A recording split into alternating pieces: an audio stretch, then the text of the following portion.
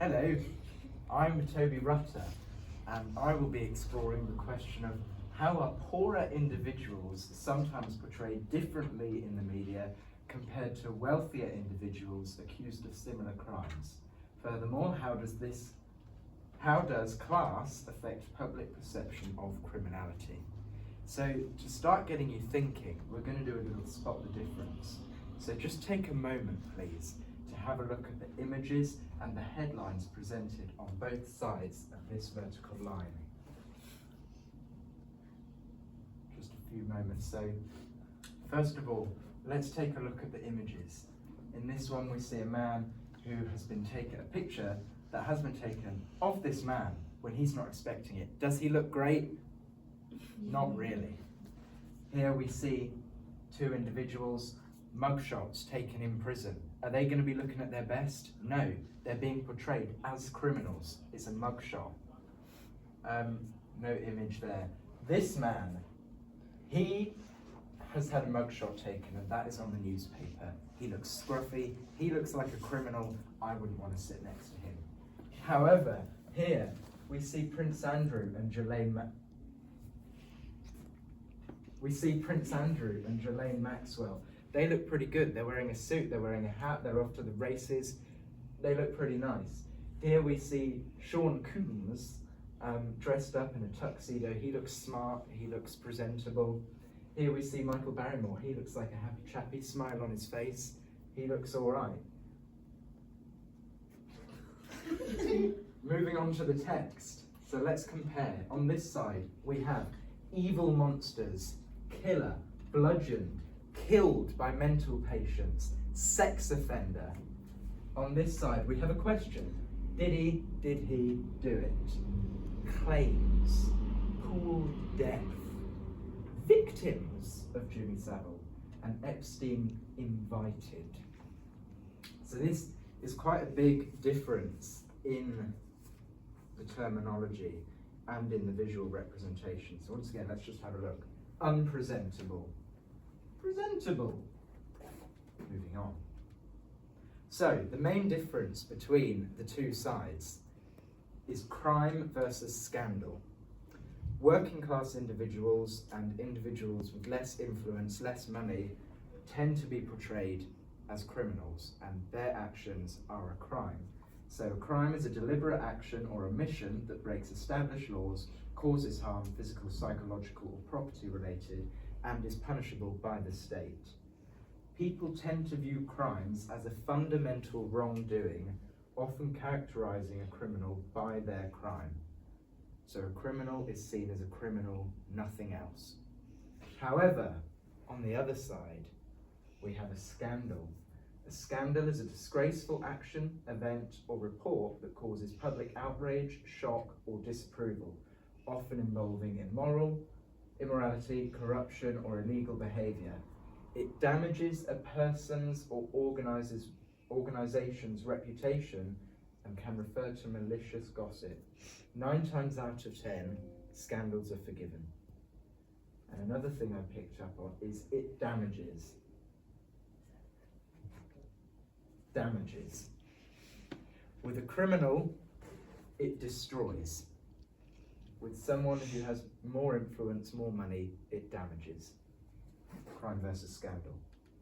So how does this link to Cats and Music? We have a whole scene, scene 20, which is journalists spiraling into, how did I put it? Hyperbole. So they spiral from what happened into, So let's have a little look. We've got, it starts off, Burnside cat attack. No. Ex-factory worker kills mum's landlord's cat. No.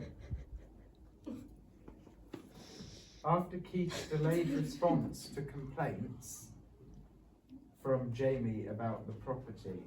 So that, oh no. Ex-factory worker kills mum's landlord's cat. And it spirals even further to ex-factory worker kills mum's landlord's cat after death of Jackie Williams. So we go from Burnside cat attack to that. Moving on, we have one making Keith look good. So it starts off, Keith looks bad. It starts off as after neglecting concerns over the state of the property. So that's basically saying Keith, this wealthy chap, doesn't care about Jamie. But the journalists go, no, we want to make him look better. They go, after a dispute over Keith's reluctance to repair damages on the property. That looks a little bit better, but still not good enough. After Keith's delayed response to complaints from Jamie about the property. So we've gone from Keith is evil to almost Keith is good, and they're putting the blame on Jamie, making him look bad for complaining. And one more. Jamie looks good here. Jamie is alleged to have retaliated, attacking Juniper, Keith's cat, with a claw hammer. Killing Juniper, Keith's cat, with a claw hammer. Viciously murdering Juniper, Keith's cat, with a claw hammer. So here we go from a justified attack to a malicious, unjustified murder. So, every day, without realising it, the media shapes our perception. And the whole thing, all of this, has been about criminals and scandal. And every day, whether it's reading a newspaper or an article online or watching the news, our perception subconsciously is being shaped.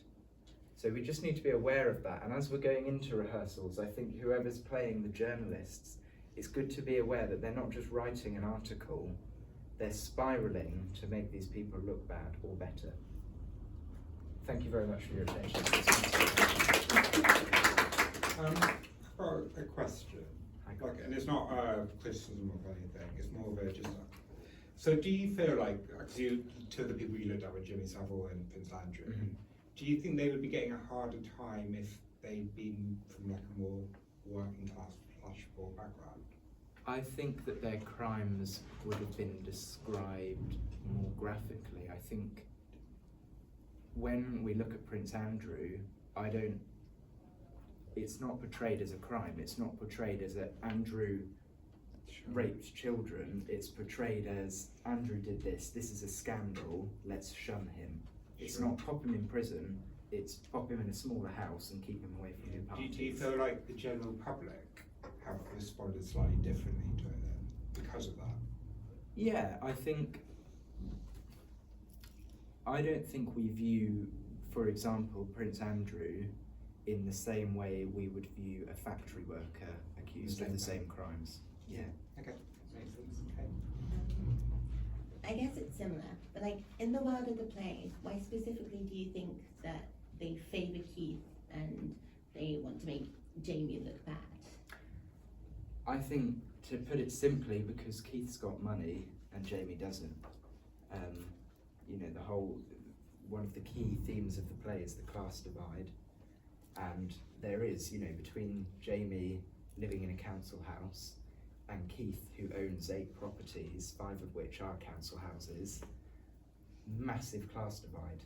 And so, I think they're just sticking with that theme of the play and saying, have that. Yeah. Yeah, great. Thank you. Thank you very much.